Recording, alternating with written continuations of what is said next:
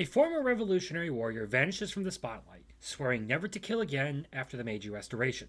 But his retirement isn't quite as peaceful as he would have liked. Rurouni Kenshin has made its return with a remake, and as I've never actually watched the show, the original or the remake, I figured I'd at least give it a try, considering there seems to be a fairly dedicated fan base for this one. As far as the premise goes, I like it a lot more than I initially thought I would. You have Kenshin, an infamous swordsman, taking up residence in a sword school and tackling random conflicts within his area involving criminals far too dangerous for the normal people to handle. There's a part of me that almost wants to compare the character to a Japanese Batman at times, considering he's a hardened man with a vow not to kill, fighting psychos and murderers. But that seems really unfair and far too simplistic to describe the character. Moving on, to say this show is entertaining would be fair.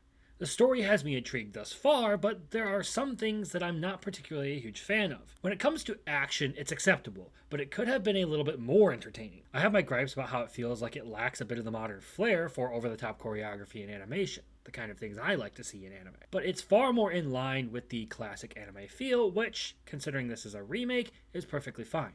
Not everything needs to be the Frieren Jujutsu Kaisen level of animation. And personally, I'm not huge on the overly stereotypical shonen style of calling out attack names or techniques, particularly when it comes to a story set in the real world that functions without magic powers. I understand that this is really nitpicky of me to say, so I'm not going to act like it's something that's super detrimental to the series. It's more of a personal gripe, one that would have helped me personally if it had embraced more of a realistic standpoint in its writing. And this trope in particular only really became a problem during the episodes with the assassin who can paralyze people with a look. Still though, it's an overall good show with characters who, for the most part, are fun to have around on screen. One thing I can say that I really do like is that it doesn't spend a ton of time haunting Kenshin with his past. He seems to already have come to terms with it and keeps his vow of not killing as his means of turning his back on it. The others are just good support, but not anything I find amazingly compelling. I can't really say that any of them are bad or annoying, but none of them are particularly grabbing me. They don't feel particularly special and in fact a bit more like tropes,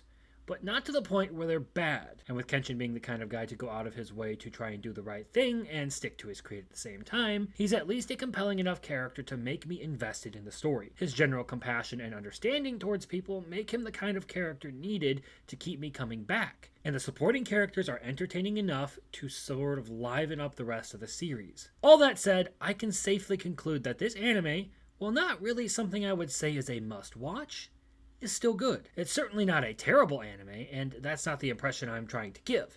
It's a good show. It just isn't as phenomenal as I had convinced myself that it might be. Though, the intro to this one is one of my favorites of the year. A serious banger. If you want my fully honest assessment, I'd say this show deserves a 7 out of 10. But that's coming from someone who has only ever watched the remake and hasn't actually touched the original. So, if there are those of you who believe I should watch the original instead of this, I'd like to hear that. Though I might not be able to get around to it because there's a lot of stuff on my plate that I'm working on right now.